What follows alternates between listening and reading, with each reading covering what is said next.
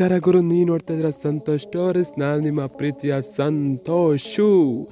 ಇವತ್ತಿನ ವಿಚಾರ ಬಂದು ಬೆಂಗಳೂರು ಬುಲ್ಸ್ ಇವತ್ತಿನ ಪಂದ್ಯ ಮುಂಬಾ ವಿರುದ್ಧ ಯಾವ ರೀತಿ ಬೆಂಗಳೂರು ಬುಲ್ಸ್ ಸ್ಟಾರ್ಟಿಂಗ್ಸ್ ನಿರ್ಮಿಸುತ್ತೆ, ಬೆಂಗಳೂರು ಬುಲ್ಸ್ ಅವರು ಏನು ಬದಲಾವಣೆ ಮಾಡಬೇಕು ಗುರು, ಇವತ್ತಿನ ಪಂದ್ಯ ಗೆಲ್ಲಬೇಕು ಅಂತ ಅಂದರೆ ಎಲ್ಲ ಸಂಪೂರ್ಣ ಮಾಹಿತಿ ಕೊಡ್ತೀನಿ.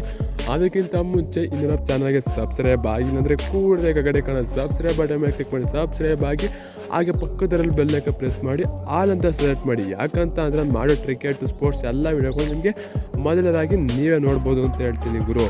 ಸಬ್ಸ್ಕ್ರೈಬ್ ಆದ್ರೆ ಹಾಗಾದರೆ ಬನ್ನಿ ತಡ ಮಾಡೋದಕ್ಕೆ ವಿಡಿಯೋನ ಶುರು ಮಾಡೋಣ. ಬೆಂಗಳೂರು ಬುಲ್ಸ್ ಈ ವರ್ಷ ಸೋಲು ಸೋಲು ಸೋಲು ಸೋಲು ಸೋಲು ಸೋಲಿನ ಸುಳಿಯಲ್ಲಿ ಸಿಕ್ಕಾಯ್ಕೊಂಡ್ರೆ ನಮ್ಮ ಬುಲ್ಸ್ ಅಂದರೆ ತಪ್ಪಾಗಲ್ಲ ಅಂತ ಹೇಳ್ಬೇಕು. ಆ ರೀತಿ ಪ್ರದರ್ಶನ ಕೊಡ್ತಾ ಇದ್ದಾರೆ ಬುಲ್ಸ್ ಅಂತ ಹೇಳ್ಬೇಕು. ಕಳೆದ ವರ್ಷವೂ ಕೂಡ ಇದೇ ರೀತಿ ಸೇಮ್ ಆಡಿದ್ರು ಬೆಂಗಳೂರು ಬುಲ್ಸ್ ಅಂತ ಹೇಳ್ಬೇಕು. ಈ ವರ್ಷವೂ ಕೂಡ ಅದೇ ಚಾಳಿಯನ್ನು ಕಂಟಿನ್ಯೂ ಮಾಡ್ತಿದ್ದಾರೆ ನಮ್ಮ ಬೆಂಗಳೂರು ಬುಲ್ಸ್ PKL ಲೆವೆಲಲ್ಲಿ ಅಂತ ಹೇಳಬೇಕು. ಆದರೆ ಇಲ್ಲಿಂದ ಬೆಂಗಳೂರು ಬುಲ್ಸ್ ಚೇಂಜ್ ಆಗಬೇಕು, ಸಿಸ್ಟಮ್ ಚೇಂಜ್ ಫಾಸ್ಟ್ ಹೋಗಿ ಅಂತ ಚೇಂಜ್ ಆಗಬೇಕು ಅಂತ ಹೇಳ್ತೀನಿ. ಇದರ ಬಗ್ಗೆ ನಿಮ್ಮ ಅನಿಸಿಕೆ ಏನು ಅಂತ ಕಮೆಂಟ್ ಮಾಡಿ ಗುರು, ನೋಡೋಣ ಎಷ್ಟು ಜನ ಕಮೆಂಟ್ ಮಾಡ್ತೀರಾ. ಮತ್ತು ನಿಮ್ಮ ಪ್ರಕಾರ ಬೆಂಗಳೂರು ಬುಲ್ಸ್ ಇವತ್ತಿನ ಸ್ಟಾರ್ಟಿಂಗ್ 7 ಯಾವ ರೀತಿ ಬದಲಾಯಿಸಬೇಕು, ಯಾವ ರೀತಿ ಯಾರಿದ್ರೆ ಚೆನ್ನಾಗಿರುತ್ತೆ ಅಂತ ಕಮೆಂಟ್ ಮಾಡಿ ಗುರು. ನನಗನ್ಸೋ ಪ್ರಕಾರ ಬೆಂಗಳೂರು ಬುಲ್ಸ್ ಸ್ಟಾರ್ಟಿಂಗ್ 7 ಯಾವುದೇ ರೀತಿ ಬದಲಾವಣೆ ಮಾಡಬಾರ್ದು ಅಂತ ಹೇಳ್ತೀನಿ. ಇರೋವಂಥ ಆಟಗಾರರು ತುಂಬಾ ಬಲಿಷ್ಠ ಆಗಿದ್ದಾರೆ ಗುರು.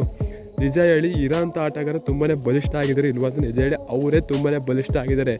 ಆದರೆ ಅವರು ಸರಿಯಾಗಿ ಯಾರು ಕೂಡ ಆಡ್ತಾರೆ ಅಂತ ಹೇಳಬೇಕು. ಯಾವ ಸಮಯದಲ್ಲಿ ಯಾರನ್ನ ಆಟ ಆಡಿಸ್ಬೇಕು ಅಂತ ಕೋಚೇ ಕನ್ಫ್ಯೂಸ್ ಆಗಿದ್ದಾರೆ ಅಂತ ಹೇಳಬೇಕು. ಹೌದು ಗುರು, ಕೋಚ್ ಅವರು ಅವ್ರ ಬಗ್ಗೆ ಮಾತಾಡೋಂಗಿಲ್ಲ. ಯಾಕಂತಂದರೆ ಅವ್ರದ್ದೇ ವ್ಯಕ್ತಿತ್ವನೇ ಬೇರೆ. ಅವ್ರದ್ದು ಎಷ್ಟು ಲೆವೆಲಲ್ಲಿ ಇದ್ದಾರೆ, 10 ವರ್ಷದ ಸುಮ್ಮನೆ ಕೋಚ್ ಆಗಿದ್ದಾರೆ ಅಂತಂದರೆ ತಮಾಷೆ ಮಾತಲ್ಲ ಅದು.